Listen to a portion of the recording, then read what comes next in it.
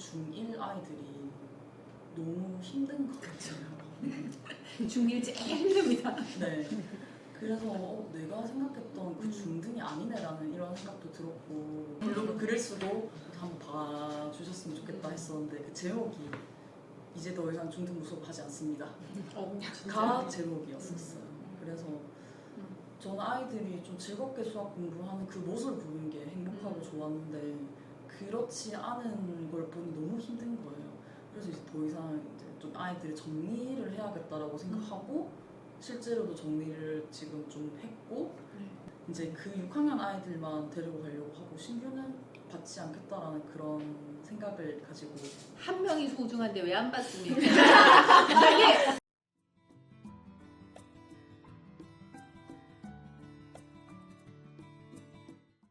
그리고 잊어버렸을 수도 있고 또 흔들흔들 갈팡질 당하실 수 있으니까 그럴 땐 좀 먼저 전화를 드려가지고 네 뭐 어머니 뭐 등록 언제 가능하세요? 언제부터 등원 가능? 그러니까 그런 쪽으로 말씀드려요. 언제부터 등원 가능하실까요? 언제부터 뭐 네 뭐 입회 가능하실까요? 그러면 어머님께서 조금 더 생각해 볼게요 하시면 그러면 어머니 혹시 어떤 게 고민되세요? 이렇게 이제 네. 어떤 게 고민되세요? 이 포인트가 더 좋아요. 네, 어떤 게 고민되세요? 근데 처음에 말을 시작할 때 벌써 온다고 생각을 하고 이미 네, 확정하듯이 말씀을 드리죠. 네, 우리는 미래를 결정해놓고 네, 맞아요. 봅시다. 단정을 지어놓고 단정을 항상 온다고 생각하고 말해야지. 오실 거예요, 마실 거예요가 아니고 음. 언제부터 오실 거예요. 네, 진짜 그게 굉장히 중요한 네, 것 네, 같아요. 그렇죠. 그리고 혹시 안 온다 그러면 어떤 부분 때문에 고민이세요? 네, 하면 또 얘기하면 해결될 수 있는 부분들이 있으니까 네. 아 이게 포인트였네요. 네. 저 그동안 상담을 해서 원장님의 고민은요? 저는 그 친구 사춘기 음. 6학년이랑 중1 친구가 있는데 그 원장님 말씀하신 것처럼 이렇게 숙제도 줄여주고 이렇게 유연적으로 하는데도 본인이 할 마음이 없으니 자기가 시험에서 그냥 신경 쓰지 않고 그냥 찍고 잔대요. 그러면 이제 어머니께서는 그 성적만 보시니까 그렇죠. 이렇게 오시거든요. 이렇게 매번 시험을 치면 매번 오세요. 그래서 전화 오시면 아, 네 하고 이제 제가 그냥 당연히 그냥 보여드리고 또 하는 그러니까 제가 하는 말도 똑같고 그러니까 어머니께서 그렇죠, 들은 말은 똑같은데 보면 자기 아이가 또 하기는 한단 말이에요. 그러니까 또 끊으시진 않는데 네, 그 부분을 제가 얘를 그냥 이렇게 이런 상태로 그냥 끌고 가야 되는 것인지 아니면 어떤 방법인지 잘 지금 우리 선생님들도 그렇고 가장 힘든 학생이 사실 중학교 1학년 시험이 없는 중1 예전에는 중2 그랬는데 이제 중1 이제 내려오잖아요. 중1이 제일 힘들고 시험이 없기 때문에 막 정말 안나고도 이렇게 앉고 뭐 태도도 어떨 때는 거친 태도가 있는 학생도 있지만 제일 중요한 게 의욕이 없다라는 거잖아요. 공부할 생각이 1도 없다. 그래서 이거에 대한 고민이 얘네를 데리고 가야 되느냐.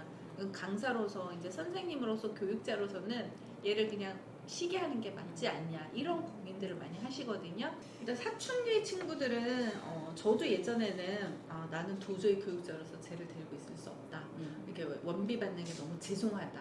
쟤를 내보내야 되겠다. 그냥 그게 죄송해서 돈 받기가 죄송해서 그냥 얘를 그냥 공부에 의욕도 없고요. 뭐 물어보면 좋아하는 게 아무것도 없어요. 하고 싶은 것도 아무것도 없어요. 그냥 단지 남학생들은 게임만 해요. 그 나머지는 아무 관심이 없고 친구도 없어요. 좋아하는 것도 없어요. 뭐 물어보면 너 인생이 왜 그래라고 할 만큼 의욕이 없어요. 근데 그 친구를 한번 내보내본 적이 있거든요. 너무 죄송해서. 그리고 이제 막 이렇게 수업도 안 하고 하니까 분위기도 망치고. 근데 그 친구가 결국은 그만두고 나서 어디 가겠어요? PC방을 전전하죠. 어머님이 한밤중에도 학원을 찾으러 오신 거예요. 애가 없다고. 그걸 보고 나서 내가 교육자로서 얘를 내보냈는데 내가 진짜 교육자면 얘를 데리고 있어야 되는구나. 내가 보는 게 힘들다고 내보낸 건 오히려 교육자가 아니구나라는 생각을 했어요. 얘가 결국은 가면 PC방에서 보내거나 아니면 정말 나쁜 친구들하고 어울리는 케이스도 있어요. 그나마 우리 학원에 있으면 안전은 보장된다. 네, 그리고 얘가 언젠가는 또 정신을 차려요. 정말 그렇게 힘들게 이렇게 하고 어머님도 우리 학원에서 정말 힘든 사춘기를 보냈다고 하시면서 이제 최근에 왔는데 너 요즘 어때 공부하니? 그랬더니 정감은 90점 넘었어요. 이렇게 얘기하는 거예요. 우리 학원 그만두고 나서. 근데 그게 사춘기가 끝난 거예요. 이제 중3이 됐으니까 중1학년 때 막 힘들 때 그때 우리 다 데리고. 근데 저는 그 아이의 어린 시절을 봤거든요. 너무 얘가 성실하고 좋았던, 그 다음에 똑똑했던 학생들이 이렇게 되는 걸 가정을 보니까 원장님이 너를 어렸을 때 안 봤으면 원장님이 너를 오해할 뻔했다.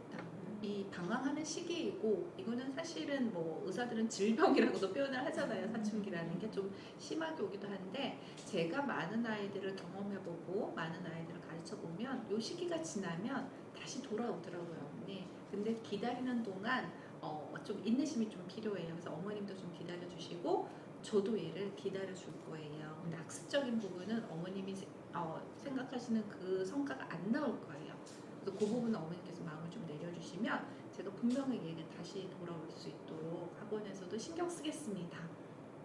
그렇게 마무리하면 어머님께서 계속 이제 그 성적 가지고는 얘기를 안 하실 수 있어요. 네, 그래서 그거는 저도 지금 선생님들한테도 얘기를 하거든요. 그 얘기. 그래서 내가 안 좋은 애들 몇 명 보냈다가 후회하는 얘기들. 그래서 그게 힘들지만 그것도 선생님의 역할이라고 본다. 내보내는 게 다 교육자는 아니다. 오히려 얘를 변화시키는 게 진정한 교육자이기 때문에 좀 기다려주자. 그런 얘기들을 좀 해요. 그러면 선생님들도 조금 더 얘를 보듬어주고, 그럼 결국 돌아오는 애들이 되게 많아요. 한 1년 기다려주면 애들도 돌아옵니다. 그래서 그거는 이제 학습적인 부분만 좀 내려놓으시면 되는 것 같아요. 그리고 한 명도 소중하다.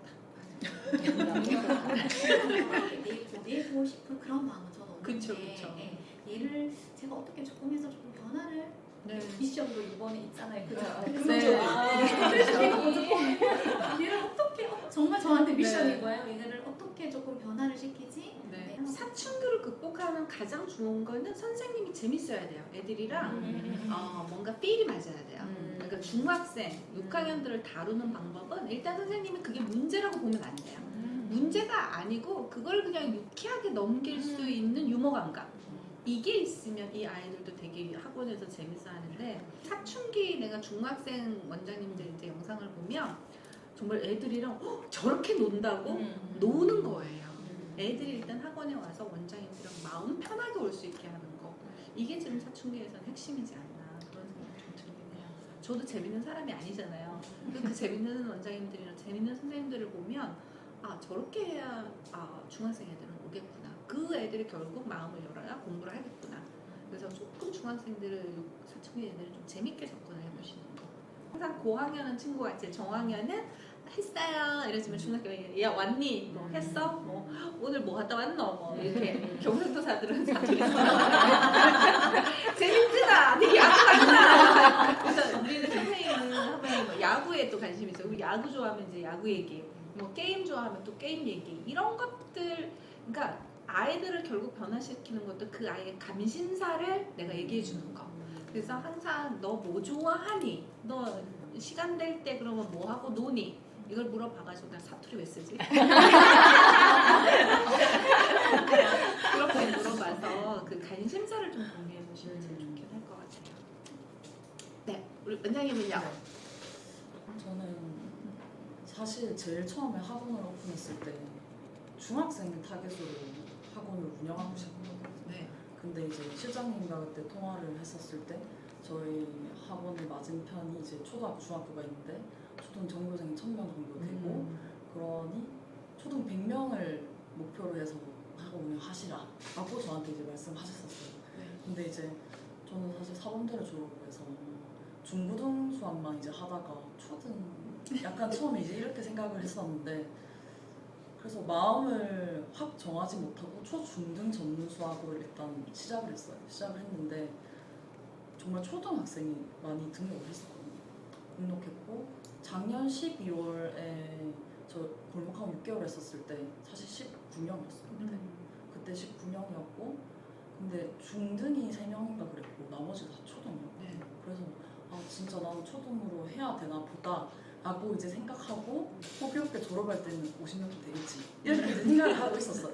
근데 이제 작년 미션 중에서 그 입시 설명회 같은 게 네. 있어가지고 제가 예비중 입시 설명을 했는데 그걸 통해서 갑자기 중학생들이 들어오게 된 거예요, 저희 학원에. 그래서 이제 당연히 뭐 20명 그때 넘었었고 한데 생각보다 이 중1 아이들이 너무 힘든 것 같아요. 중1 제일 힘듭니다. 네.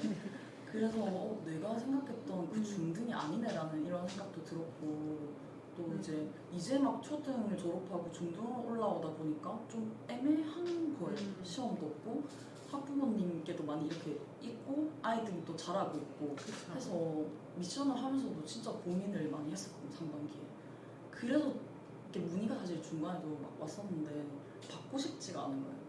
왜냐면 저는 그랬었어요. 그러니까 초등 문의도 왔고 중등 문의도 왔지만 내 마음의 갈피를 못 잡으니까 그쵸. 이거를 상담을 못 하겠는 거예요. 그렇죠. 그런 이제 갈등이 있었고 저는 이제 갈등을 그 결론을 혼자 지었거든요.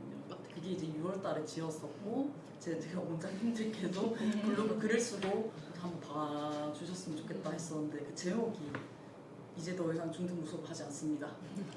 가 제목이었었어요. 그래서 저는 아이들이 좀 즐겁게 수학 공부하는 그 모습을 보는 게 행복하고 좋았는데 그렇지 않은 걸 보니 너무 힘든 거예요. 그래서 이제 더 이상 이제 좀 아이들이 정리를 해야겠다라고 생각하고 실제로도 정리를 지금 좀 했고 이제 이렇게 하고 있는데 이제 지난달에 올라가는 길에 원장님들이랑 대화를 해보니 그래도 지금 현재 6학년 아이들이 많이 있으니까 그 아이들은 데리고 올라가시는 게 어떻느냐라고 이제 말씀해 주셔가지고 현재는 이제 그 6학년 아이들만 데리고 가려고 하고 신규는 받지 않겠다라는 그런 생각을 가지고 한 명이 소중한데 왜 안 받습니까?